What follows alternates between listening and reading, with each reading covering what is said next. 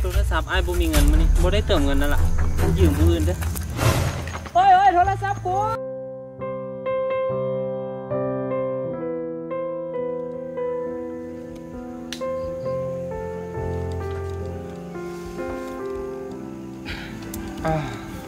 ซอกยังกินก่อนกินข้าวไป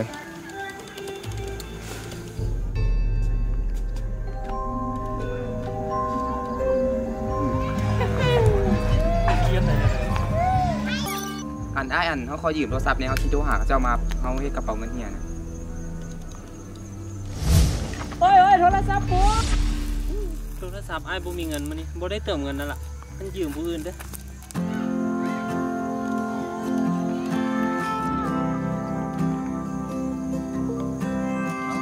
แรงต่อ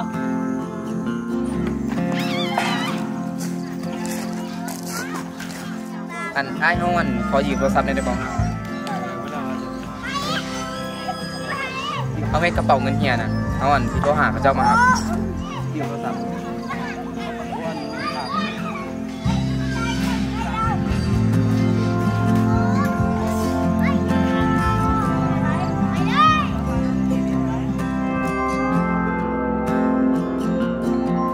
เขายืมโทรศัพท์เจ้าในดูเขาสิโทรหาเจ้ามาหับนะอันเอาให้กระเป๋าเงินเฮีย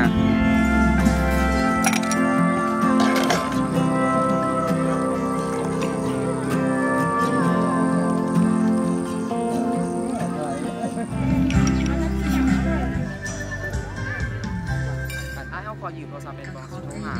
เขาเจ้ามาหับแล้วเอาให้กระเป๋าเงินเฮียเอานั่งก่อนยืมโทรศัพท์วะย่างโทรศัพท์ซื้อเป็นยังไงโทรศัพท์เสีย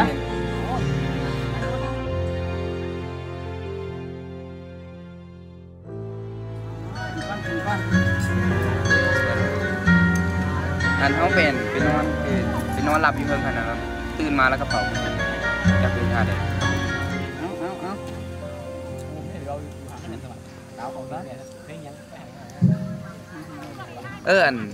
อันมาหับในด่วนอยู่อันนี้นะอันให้กระเป๋าเงินเฮียให้ดันโทรศัพท์กับเฮียบริเวณนี้นะยืมโทรศัพท์กับเจ้าโทรหา1 2 3 4